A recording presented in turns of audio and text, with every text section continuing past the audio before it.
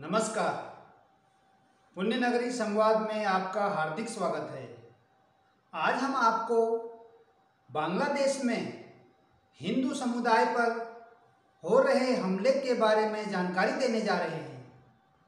बांग्लादेश की आज़ादी को 50 साल पूरे हो चुके हैं।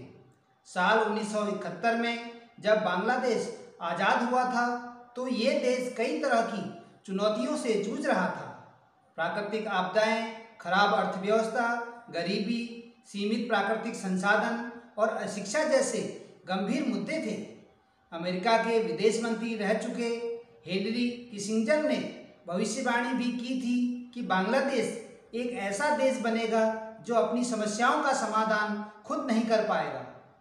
आज़ादी के 50 साल बाद न केवल बांग्लादेश आत्मनिर्भर हो चुका है बल्कि कई पड़ोसी मुल्कों से बेहतर अर्थव्यवस्था के साथ ही ये देश तेजी से प्रगति की राह पर है। हालांकि बांग्लादेश के लिए हमेशा से सांप्रदायिक तनाव तरक्की की राह में रोड़ा बना है और अल्पसंख्यकों पर हमलों को लेकर लगातार बांग्लादेश की किरकिरी हुई है। दुर्गा पूजा के पंडाल में हिंदुओं पर हमलों के बाद एक बार फिर शेख हसीना की सरकार कटघरे में है। वहीं बांग्लादेशी मीडिया में भी हिंदुओं पर हमले की तीखी आलोचना हो रही है। मीडिया में सवाल किया जा रहा है कि किसी देश में अल्पसंख्यकों के प्रति क्या बहुसंख्यकों की कोई जिम्मेदारी नहीं है। सोहराब हसन ने अपने लेख में कहा है, हम बांग्लादेश को सद्भाव का देश कहते हैं, लेकिन हम उस सद्भाव को बनाए रखने के लिए बहुसंख्यक समुदाय की जिम्मेदारी को लगभग भूल जाते हैं। लेकिन इस समुदाय को बांग्लादेश में अलग अलग जगहों पर हिंदू समुदाय के साथ हो रहे हमले के खिलाफ प्रदर्शन करना होगा और बोलना भी होगा। उन्होंने कहा कि ये पहली बार नहीं है जब इस तरह के हालात पैदा हुए हों। साल 2001 में जब चुनावों के दौरान हिंसा हुई थी तब खास तौर पर अल्पसंख्यक समुदाय को ही टारगेट किया गया था। उस दौरान मैं नागरिक प्रतिनिधिमंडल के सदस्य के रूप में ढाका के पास कालीगंज नाम की जगह गया था। वहाँ एक बूढ़ी महिला ने मुझसे रोते हुए कहा था कि कृपया करके मेरा नाम वोटिंग लिस्ट से हटा दीजिए। हमारा नाम वोटर लिस्ट में था तो हम वोट देने आए थे और इसी के चलते हमारे घरों पर हमला हुआ और हमारे मंदिरों में तोड़फोड़ हुई। सोहराब ने लिखा, पिछले कुछ दिनों में अल्पसंख्यक समुदाय पर हुए आतंकी हमले, उनके मंदिरों और धार्मिक स्थलों में तोड़फोड़ के से साफ है कि इन हमलों से बहुसंख्यकों पर कोई खास प्रभाव नहीं पड़ता है। राजनीतिक पार्टियां भी जो कर रही हैं वो पीड़ितों के प्रति सहानुभूति व्यक्त करने के बजाय राजनीतिक लाभ प्राप्त करने को लेकर ज़्यादा फोकस है। इसलिए हिंदू, बौद्ध, ईसाई एकता परिषद के महासचिव राणा दासगुप्ता ने इस मुद्दे पर अफसोस जताते हुए कहा था कि हमें राजनीतिक नेताओं पर कोई भरोसा नहीं है। ये जो राजनेताओं के प्रति अविश्वास है वो रातों रात नहीं पैदा हुआ है, इसकी जमीन काफ़ी पहले से ही तैयार की गई है। वहीं डेली स्टार वेबसाइट ने अपने एक एडिटोरियल में लिखा है कि जहां हमें उम्मीद है कि पुलिस और प्रशासन इस मामले में दोषी लोगों को कड़ी सजा देगा, वहीं एक समाज के तौर पर भी हमें सोचने की ज़रूरत है कि हमारे देश में समय समय पर ऐसी भयानक घटनाएं क्यों हो रही हैं। ये ऐसा मुद्दा नहीं है कि जिस पर धार्मिक कट्टरपंथ को पूरी तरह से दोष देकर हम पल्ला झाड़ लें और ना ही एजुकेशन सिस्टम की कमियों को इन घटनाओं के लिए पूरी तरह से दोषी माना जा सकता है। इन घटनाओं को लेकर अक्सर सामने आता रहा है कि ये बांग्लादेश को अस्थिर करने की कोशिश है और इसके अलावा भी कई मुद्दे उठते हैं। लेकिन कारण जो भी हो, सिर्फ हमारे देश के अल्पसंख्यकों को ही परिणाम भुगतना पड़ता है। बांग्लादेश भले ही विकास कर रहा है और हम भले ही विकासशील देशों के लिए एक डेवलपमेंट मॉडल पेश कर रहे हों, लेकिन जब तक हम अपने देश के हर समुदाय और हर इंसान को सुरक्षित महसूस कराने के लिए गंभीर प्रयास नहीं करते हैं, तब तक हम सही मायनों में प्रगति नहीं कर पाएंगे। भले ही हमारी धर्मनिरपेक्ष बुनियाद रही हो, लेकिन फिलहाल तो यही कहा जा सकता है कि बांग्लादेश अल्पसंख्यकों के लिहाज से सुरक्षित नहीं है।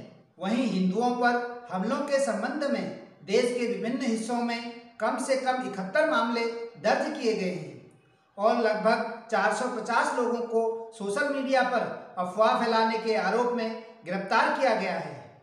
ढाका ट्रिब्यून की रिपोर्ट के अनुसार पिछले 5 दिनों में पूजा स्थलों, मंदिरों, हिंदू घरों और व्यवसायों पर हमलों और दुर्गा पूजा के बीच सोशल मीडिया पर अफवाहें फैलाने के आरोप में 450 लोगों को गिरफ्तार किया गया है।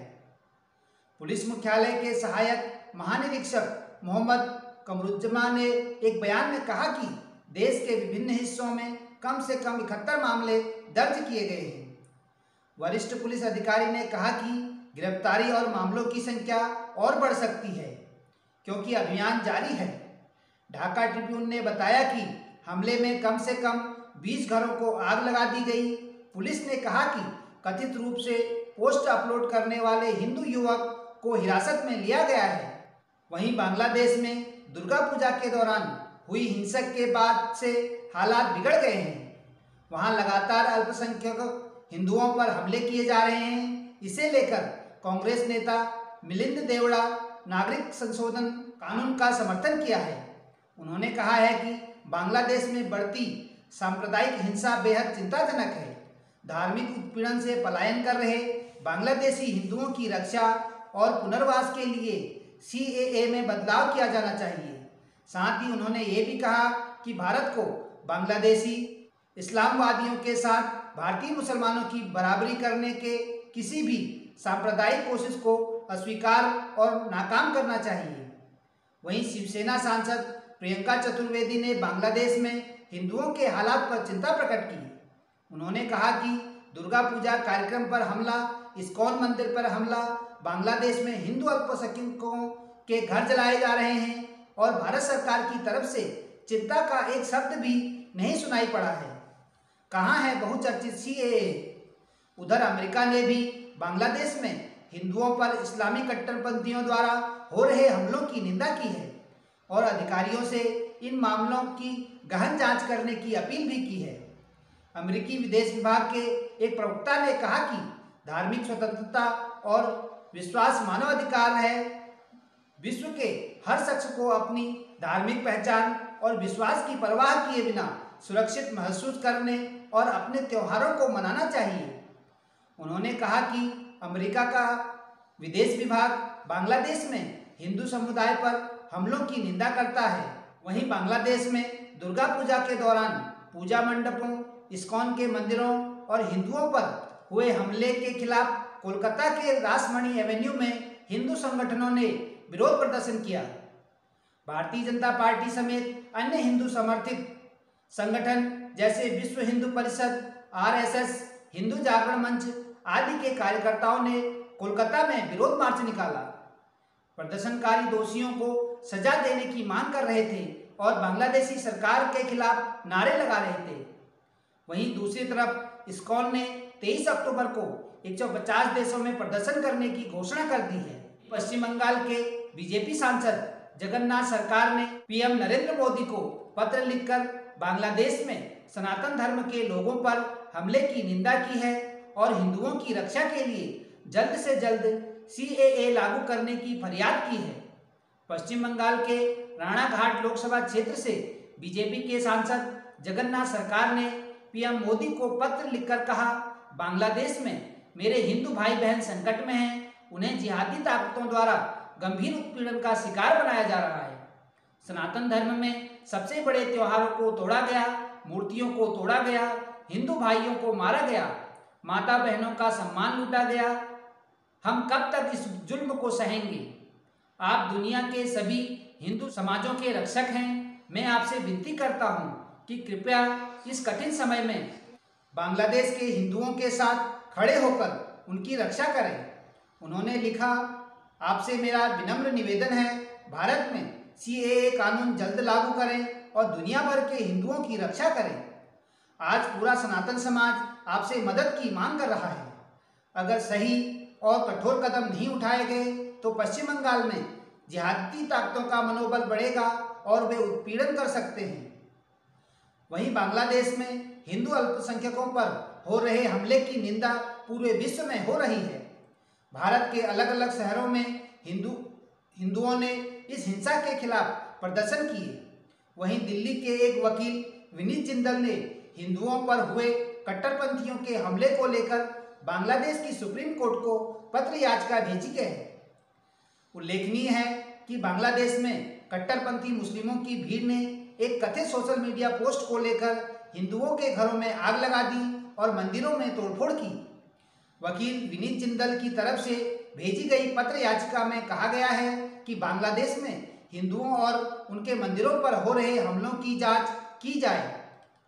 बांग्लादेश सुप्रीम कोर्ट को भेजी गई पत्र याचिका में कहा गया है वहां पर रह रहे हिंदू को सुरक्षा उपलब्ध कराई जाए।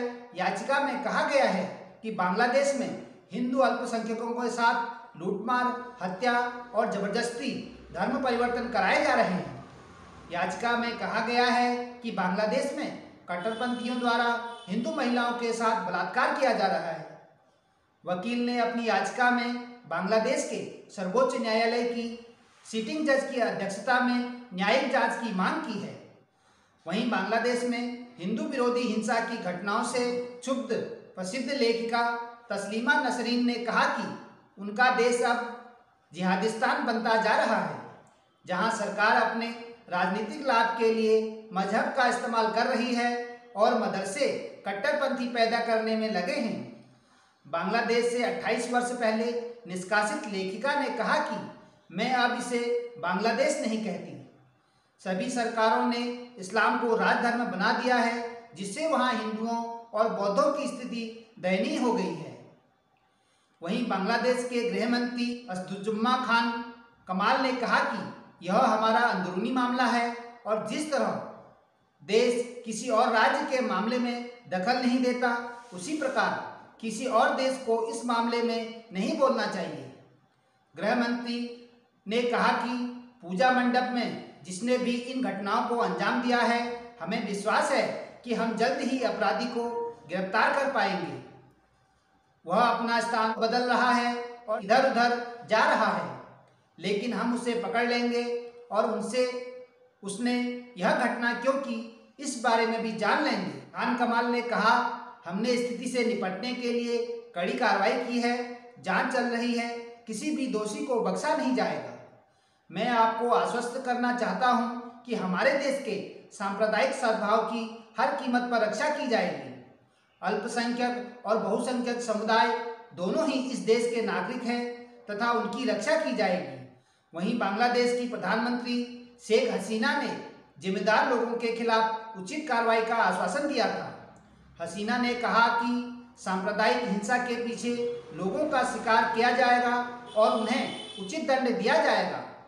बांग्लादेश के प्रधानमंत्री ने कहा कि देश में सांप्रदायिक हमलों की पुनरावृत्ति को रोकने के लिए जिम्मेदार लोगों को दंडित करने की आवश्यकता है। दूसरी ओर बांग्लादेश की प्रधानमंत्री शेख हसीना ने उम्मीद जताई है कि भारत अपने घर में हिंसा के खिलाफ दी जा रही प्रतिक्रियाओं पर कार्रवाई करेगा। उनका मानना है कि इस मसले पर भारत में जैसी प्रतिक्रियाएं दी जा रही हैं, उससे दोनों देशों के रिश्ते बिगड़ सकते हैं। बांग्लादेश में ये घटनाक्रम ऐसे समय पर हो रहा है जब भारत साल 1971 में पाकिस्तान पर मिली अपनी जीत के 50 सालों का जश्न मना रहा है। साभार, डेली हंट, डेली होम। धन्यवाद। पुण्य नगरी संवाद। नमस्कार।